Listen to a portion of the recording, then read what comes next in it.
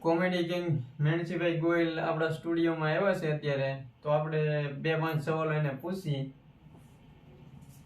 તો મેણસીભાઈ, તમે આમ ક્યારે વિચાર્યું કે તમે કોમેડીમાં થોડા કેટલા આમ આગળ વધી જાય છે, એવું ક્યારે આમ વિચારેલું કે નહીં વિચારેલું? ને એવું ક્યારેય નહીં વિચારેલું.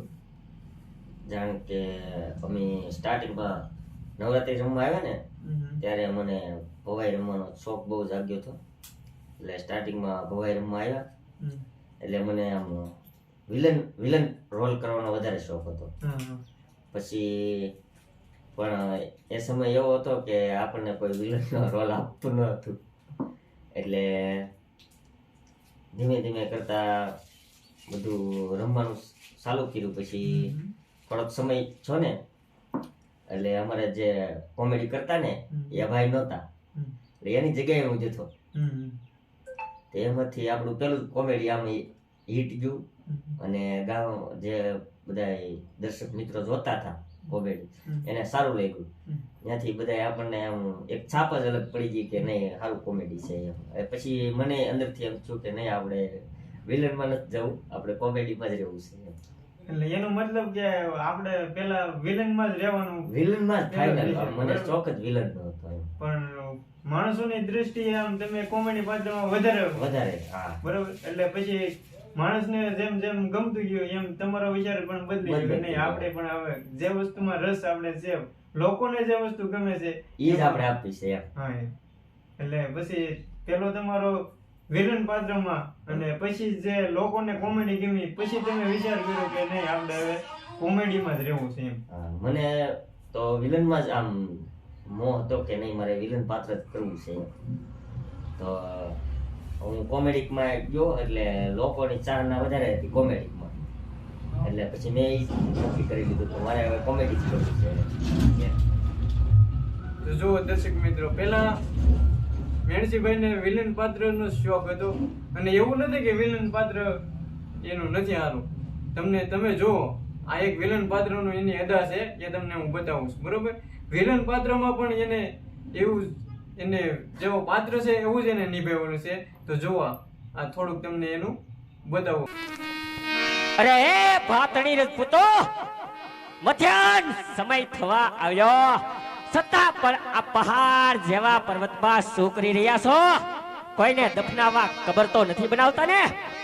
લાગે છે સમજણો, પણ શા માટે મોતના મુખમાં કાળનો કોરિયો થવાવ્યો છે?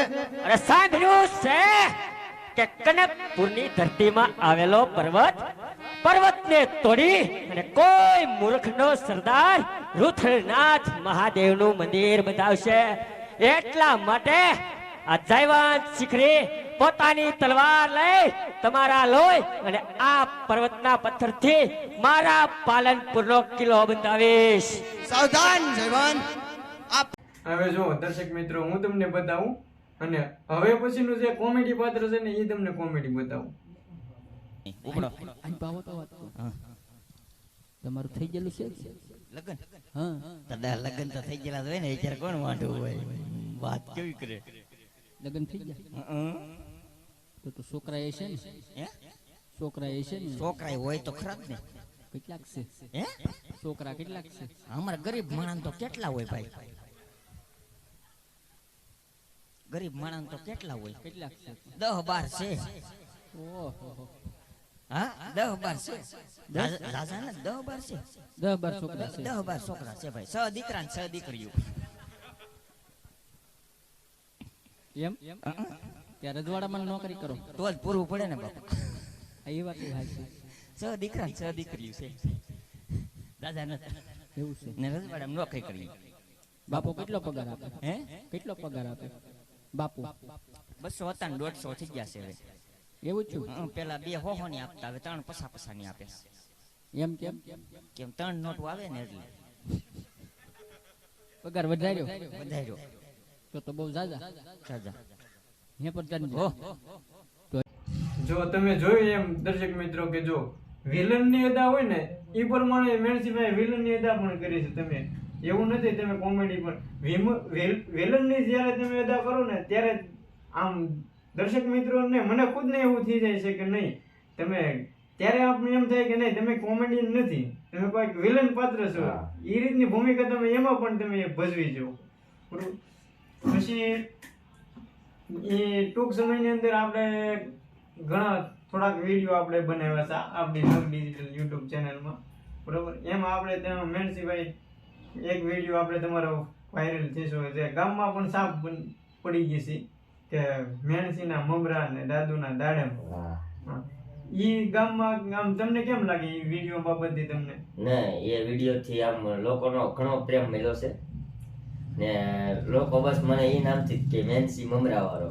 ઈ જ બસ ગમે ત્યાં આપણે કોઈક ભાઈબંધ દોસ્તાર મિત્રો ભેગા થયા હોય તો બસ ઈ જ કહે છે કે મેમસી મમરા વાળો, મેમસી મમરા વાળો.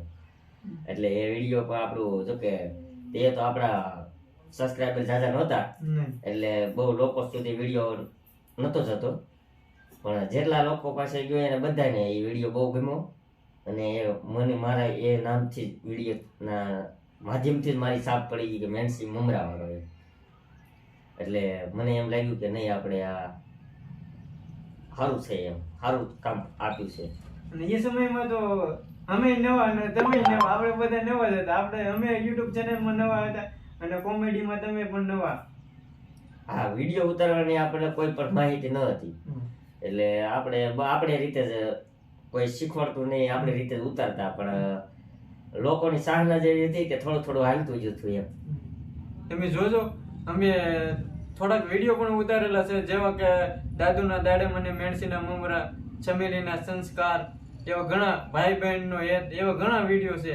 લક ડિજિટલ યુટ્યુબ ચેનલમાં આ વિડીયો અમે સ્ટાર્ટમાં જે બનાવ્યા ને અમને કોઈ વસ્તુની ખબર ન પડતી, ત્યારના એ વિડીયો છે. જોજો, એમાં પણ મજા આવશે તમને જોવાની. તો પછી આપણને તમને એમ શું કે નહીં આપણે કોમેડીનો રોલ કરવો જ છે, બરોબર? તો આમ તમને એવું ક્યારે શું કે નહીં આપણે કોમેડીનો જ રોલ કરવો છે કે પછી વિલનનો જ કરવો છે? નહીં, મને આમ લોકો વિલન પાત્રનું ઓછું મને કહેતા અને કોમેડીનું વધારે કહેતા કે તમે કોમેડી પાત્ર લઈને ક્યાં આવશો. અને મને આમ કોઈ વિલનનું ન કહેતું. વિલનનું જો કે અમુક લોકો કહેતા કે વિલનનું પાત્ર એક નંબર બનાવ્યું, મેં કર્યું આજકાલે એક નંબર કર્યું. ને આ હાસ્યનું હતું એ તો નાના છોકરા, મોટા, વડીલો, ભાઈ બહેન બધા જ લોકો એમ કહેતા કે નહીં અમારે ઈ જ જોવું છે. એટલે પછી મને વિલન પાત્રમાં ઓછો ઇન્ટરેસ્ટ થઈ ગયો અને કોમેડીમાં વધારે.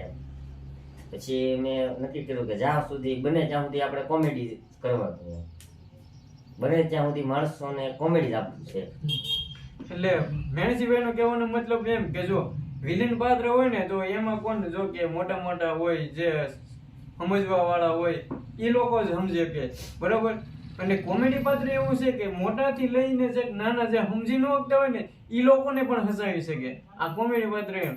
એટલે કે મેણસીભાઈને વધારે જે લોકો બહુ સહાય ને એ જ વસ્તુ આપણે કરવી છે. વિલન પાત્ર ભજવે જ છે પણ કે પેલા જે લોકોની ચાહત છે ને એ આપણે પૂરી કરવાની છે. હા, લોકો જે ફરમાઈશ આપે એ ફરમાઈશ આપણે લોકોને પૂરી કરવાની છે અને એના માધ્યમથી જ આજ આપણું થોડુંક નામ છે એમ. તો કે હજી બહુ મોટું નામ તો નથી બનાવ્યું પણ જે કાંઈ નામ છે આજ એ લોકોના માધ્યમથી જ છે કે એનો મારા શબ્દોનો આમ સ્વીકાર કર્યો અને માન આપ્યું મારા શબ્દોને. એના કારણે જ હું આગળ જઈ ગયો એમ કે નહીં આપણું સારું કામ છે અને એના કામથી જ આપણે આમ આગળ જવાની આપણે રહી. કારણ કે જો કે સ્ટાર્ટિંગમાં હું નવરાત્રિમાં આવ્યો ત્યાં હાવ નાનો એવો હતો અને ત્યારથી જ હું કોમેડીમાં છું. પણ આપણને કોઈક નાના હોય ને કોઈક એવું રીતનું કોઈક કીધું હોય કે ભાઈ આ ખરાબ બોલ્યો છો, આ આમ બોલ્યો છે, પણ એવું કોઈ હજી કાર્ય હું બોલ્યો નથી કે કોઈને ખોટું લાગી જાય એવું. એટલે મારું આમ હાલ્યું એમ. એટલે બસ મને એમ જ છું કે હવે આપણે આ જ કરવું છે. અને મને મારા ઘરેથી બધા, મારા મમ્મી, મારા પપ્પા બધા કહેતા કે આપણે બને ને ત્યાં સુધી ખરાબ કોઈ દિવસ નહીં બોલવાનું એમ. તો નવરાત્રીમાં આપણે તમે ક્યારે આમ રમવા જતા હોય ને તમારા એવી ક્યારે ઘટના બની કે તમને કોઈ કીધું હોય કે નહીં તું આમાં નો આય, તું આ વસ્તુ નો કરી, તું આ વસ્તુ નો કરી, એવું ક્યારે બનેલું ખરું? હા, સ્ટાર્ટિંગમાં જ્યારે હું આવ્યો ત્યારે મને ઘણા લોકો કહેતા તું વિલન પાત્રમાં નો આય એમ. પણ એટલે મને વિલન પાત્રનો મોહ એટલે જ જાગ્યો હતો કે કોકને મારે કંઈક કરી બતાવવું છે એમ.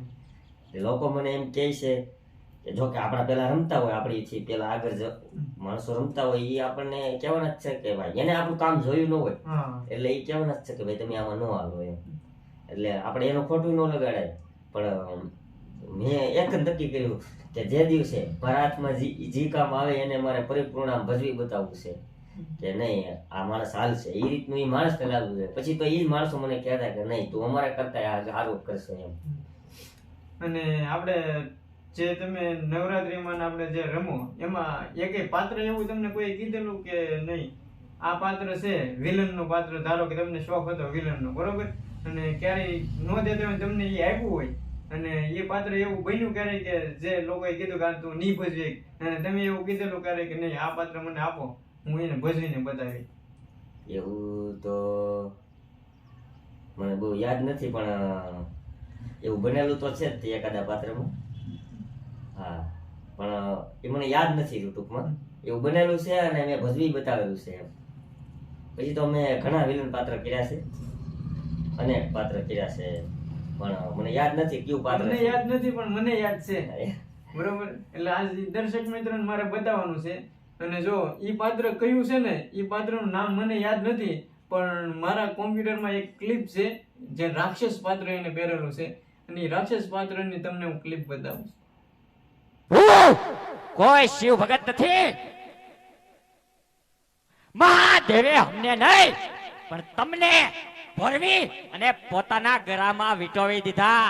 હવે તારા જેવા અનેક ને તો હું મારી પગની પાણી નીચે કસડી નાખું. ઝઘડી જનાવર, અરે અસુર, તારું નામ શું છે? મારું નામ દ્રાક્ષ છે. હું નવકુર નાગના આસન ગોતું છું અને આજે બધાને તો અમૃત ગમે પણ મને ઝેર ગમે, ઝેર. આજે આ ઘડાને તારા ઝેરથી સલકાવી દે પૃથ્વીનાગ. આ માયાવી દ્રાક્ષ યુદ્ધ માટે થઈ જા તૈયાર. ત્રીજા તો જોયું દર્શક મિત્રો, જે કહે ને કે વિલન પાત્ર એ રાક્ષસ પાત્ર તમે જોયું છે કઈ રીતની એની અદા છે અને કઈ રીતની છે, બરોબર. પછી આપણે જોઈએ કે નવરાત્રીની અંદર તમે જે આપણે ધારો કે હું જો હોય જ નવરાત્રી 9 દિવસ તો માતાજી ભેગો બધે તો મેનજીભાઈ આપણે ઘણી બધી વાતો કરી લીધી. આ વિડીયોને એન્ડ કરી તમે સ્ટુડિયો આવ્યા અને મને એમ થયું કે લાવો મેનજીભાઈને 2 સવાલ પૂછી એટલા માટે તમને સવાલ કર્યા છે. બાકી તો બધું છે ને લીલા લેર. ઓમ શાંતિ છે, માતાજીની દયા છે. પછી લોકોની સાહના છે એટલે થોડું થોડું આગળ આમ એક એક પગલું પગીથું ચડતા જાય છીએ. હવે જે લોકોની સાહના છે તો એકવાર આમ જે સપનું છે એ પૂરું થશે એમ. તો જોઈ મેણજીભાઈએ સપનાની વાત કરી છે તો એનું સપનું કયું છે એ પણ હવે આવતા વિડીયોમાં તમને કહેશું, અત્યારે નહીં. પણ એ સપનાનો વિડીયો જોવા માટે ચેનલને લાઈક, શેર અને સબસ્ક્રાઇબર જરૂર કરજો. અને હવે પછીથી અમારા ટૂંક જ સમયની અંદર ફરીથી આ અલગ ડિજિટલ સ્ટુડિયોમાં જ તે અમારા વિડીયો આવવાના છે કોમેડી. તો બધા જોજો અને કોમેન્ટમાં લખજો તમને કેવા વિડીયો લાગે છે, કેવી રીતના વિડીયો જોવે છે, એવી રીતના વિડીયો બનાવી અને તમારી સમક્ષ રજૂ કરીશું. અને ખાસ તમને જે ટોપિક ઉપર ગમતા હોય ને એ ટોપિક ઉપર તમે કોમેન્ટ કરજો, અમને કોમેન્ટમાં જણાવજો કે તમને કઈ ટોપિક ઉપર વિડીયો ગમે છે. એ બાબતથી અમે બને ત્યાં સુધી પ્રયત્ન કરશું કે તમને જે બાબતથી વિડીયો ગમે છે એ રીતના અમે વિડીયો બનાવીશું.